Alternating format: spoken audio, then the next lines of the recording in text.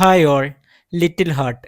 ഈ സിനിമ എന്നെ കാണാൻ പ്രേരിപ്പിച്ച പ്രധാന ഘടകം എന്ന് പറയുന്നത് ഷൈനും മഹിമയും തമ്മിലുള്ള കോംബോ ആണ്. RDXൽ അവരുടെ കോംബോ നല്ലോണം വർക്കൗട്ട് ആയിരുന്നു. കൂടാതെ സിനിമയും ഹിറ്റായിരുന്നു. പിന്നെ രണ്ടാമത്തെ റീസൺ എന്ന് പറയുന്നത് പ്രൊഡ്യൂസർ സാൻഡ്ര തോമസ് ആണ്. അവർ പ്രൊഡ്യൂസ് ചെയ്യുന്ന സിനിമകൾക്കൊക്കെ ഒരു മിനിമം ക്വാളിറ്റി ഉണ്ടായിരിക്കും. പിൽക്കാലത്ത് അവരുടെ സിനിമകൾ കണ്ടാൽ നമുക്ക് മനസ്സിലാകും.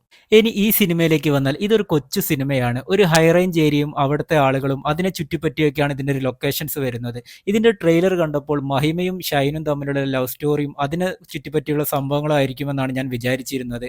എന്നാൽ സിനിമ കണ്ടപ്പോൾ ബാബുരാജും സിസിലിയും തമ്മിലുള്ള ലവ് സ്റ്റോറിയാണ് ഹൈലൈറ്റ് ആയിട്ട് എനിക്ക് തോന്നിയത്. പിന്നെ ബാബുരാജും ഷെയ്നും തമ്മിലുള്ള കോംബോ അവരാണ് സത്യത്തിൽ ഈ ചിത്രത്തിൽ നിറഞ്ഞു നിൽക്കുന്നത്. പിന്നെ മഹിമയുടെ ക്യാരക്ടറൊക്കെ ഒരു ഒതുങ്ങിപ്പോയ പോലെ എനിക്ക് തോന്നി. ഈ സിനിമയുടെ കഥയിലേക്ക് ഞാൻ കടക്കുന്നില്ല, ചിലപ്പോൾ സ്പോയിലർ ആയി പോകും.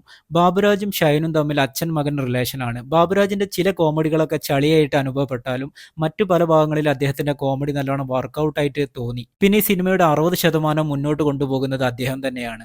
പിന്നെ ജാഫർ ഇടുക്കിയുടെ ക്യാരക്ടർ നന്നായിരുന്നു. പുള്ളി ഒരു നെഗറ്റീവ് ഷെയ്ഡിലുള്ള ഒരു കഥാപാത്രമാണ് അവതരിപ്പിച്ചിരിക്കുന്നത്. എന്നാലും കുഴപ്പമില്ലായിരുന്നു. പിന്നീട് രഞ്ജി പണിക്കർ റോളും അത്യാവശ്യം മികച്ചതായിരുന്നു. പിന്നെ ഷൈൻ ടോം ചാക്കോ ഇതിലൊരു പ്രധാന റോള് ചെയ്യുന്നുണ്ട്. അത് എടുത്തു പറയേണ്ട ഒരു ക്യാരക്ടർ തന്നെയാണ്. പുള്ളി നേരിടുന്ന ഒരു പ്രശ്നവും അത് വീട്ടുകാരെ ഇമോഷണലി കൺവിൻസ് ചെയ്യുന്നതൊക്കെ നല്ല രസമുണ്ടായിരുന്നു. പുള്ളി നേരിടുന്ന പ്രശ്നത്തിലേക്ക് ഞാൻ കടക്കുന്നില്ല, അത് സ്പോയിലർ ആയി പോവും. കുറെ കാലത്തിന് ശേഷം പുള്ളിയുടെ ഒരു സൈലന്റ് ആയ ഒരു കഥാപാത്രം കാണാൻ സാധിച്ചു. നന്നായിരുന്നു. പിന്നെ ക്ലൈമാക്സിനോട് അടുക്കുമ്പോൾ ഷിമ്മി തിലകൻ ജോയ് എന്നൊരു കഥാപാത്രവുമായിട്ട് വരുന്നുണ്ട്. ആദ്യം ആ ഒരു ക്യാരക്ടർ അനാവശ്യമായിട്ട് തോന്നിയെങ്കിലും പിന്നീട് അതൊരു തരക്കേടില്ലാത്തൊരു റോളായിട്ട് അനുഭവപ്പെട്ടു.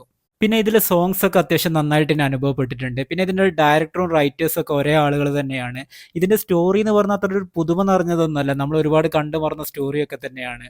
എന്നിരുന്നാലും മൊത്തത്തിൽ കണ്ടിരിക്കാവുന്ന ഒരു കോമഡിയൊക്കെ നിറഞ്ഞൊരു കൊച്ചു സിനിമ, അതാണ് ലിറ്റിൽ ഹേർട്ട്. എനിക്ക് പേഴ്സണലി ഈ സിനിമ ഇഷ്ടമായിട്ടുണ്ട്.